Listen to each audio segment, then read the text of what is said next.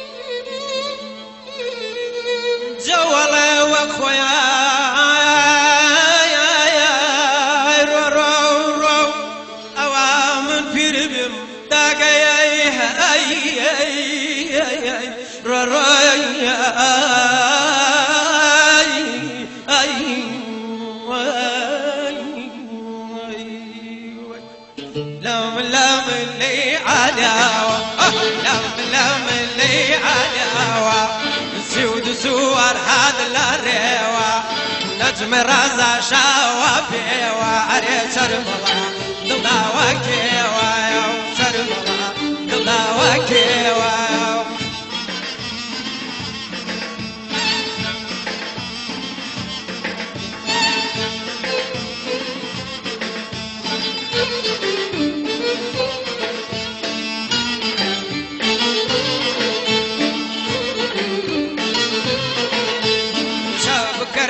کنی چاو کردم چاو کردم کنی چاو کردم ماشی تارو تازاو کردم شول سر سینا کی بخفتم جا او جا خوش بی بمردم علی شرملا ناوکی وایا شرملا ناوکی وای لام لام لی علیوا لام لام لی علیوا زوار هاد لاره شوخا وبيوا أري شوخك نضاوا كيوا شرملا نضاوا كيوا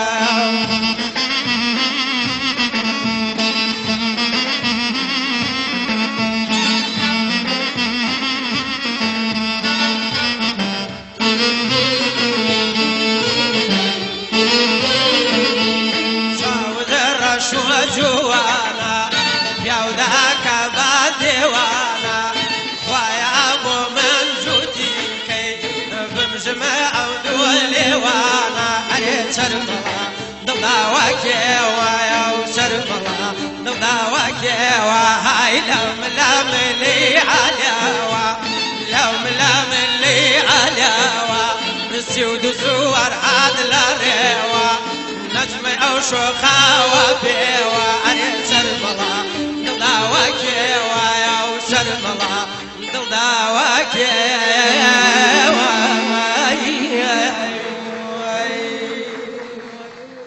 سپاسی هونەرمەند عومەر محەممەد دەکەین. خۆشەویستان مەبەستی سازانی ئەم فستیڤاڵە خەڵاتکردنی چەند هونەرمەندێکی خۆشەویستە لەگەڵمان نابن بۆ فستیڤاڵەکە. بروسکەیەکی پیرۆزبایی هەڤاڵ شاڵا و کۆسڕە ڕەسوڵعەلی بە ناوی مەکتەبی ڕێکخراوە دیموکراتیەکانی یەکێتی نیشتیمانی کوردستانەوە پیرۆزبایی گەرم لە هونەرمەندانی میلی دەکات و بە هیوایە کۆمەڵەی هونەری میلی هەمیشە پێشەنگ بێت لە سەرخستنی هونەری ڕەسەنی کوردی. هەروەها بە ناوی بەڕێزیەوە و بە ناوی ڕێکخراوە دیموکراتیەکانەوە بۆ هەر گۆرانی بێژێک بڕی $250 و بۆ هەر ژەنیارێکیش بڕی $200 خەڵات کردووە. ئێمە زۆر سوپاسیەکەین. خەڵاتەکانی کۆمەڵەی هونەری میلی کوردستان بۆ دڵسۆزانی هونەری میلی کە ڕۆڵیان هەبوو لە هەندانی هونەرمەندانی میلی هەروەها پشتیوانی هونەری میلی لە کوردستان کە 18 خەڵاتە داوا لە بەڕێز کاک بەرزان ئەحمەد کوردە دەکەین بۆ پێشکەشکردنی خەڵاتەکان. بەو پێی کە بەڕێز کاک بەرزانی ئەحمەد کوردە خۆی یەکێک بۆ لەو کەسانێک کە هەمیشە هانی هونەرمەندانی میلیدا و دڵسۆز بۆ ئێمە داوا لە کاک جەزا دەکەین سەرەتا خەڵاتی دڵسۆزانی هونەری میلی ببەخشێتە کاک بەرزانی ئەحمەد کوردە.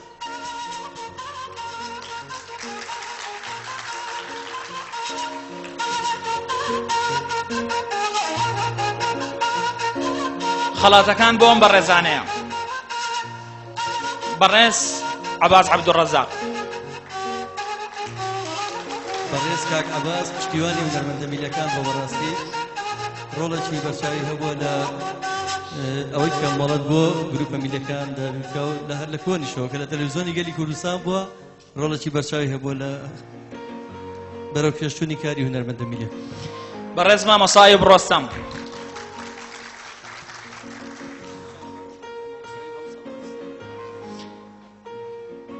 دیارە مامۆسایب هەموو ساڵێک سەرپەرشتی فستیڤاڵ دەکات، فستیڤاڵی هەورامان، ئەویش خزمەتێکی زۆری هونەری میلی کردووە.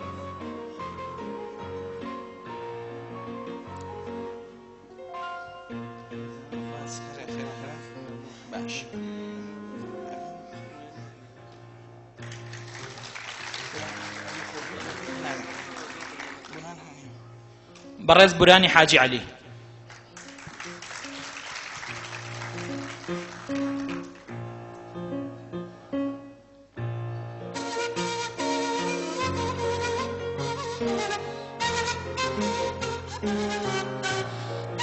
کاک بوران لە کەناڵی گەلی کوردستان هاوکارێکی زۆری هونەرمەندانی میلی کردووە.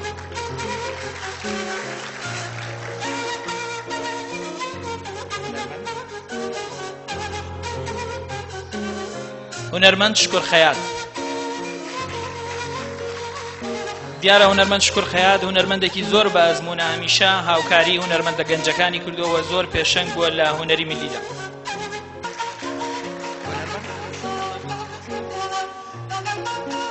هونەرمەند سەید فواد کە یەکێکە لەوانە کە هەمیشە مقامی ڕەسەنی پاراستووە.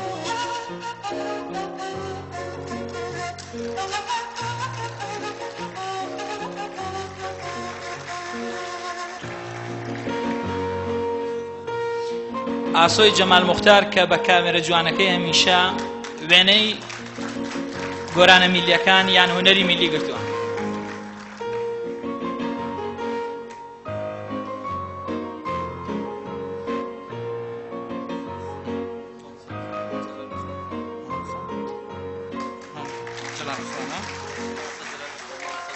مامۆستا جەلال عوسمان، دیار لە ڕێکخراوە دیموکراتیکا مامۆستا جەلال عوسمان زۆر پشتیوانی هونەرمەندانی میلی دەکات.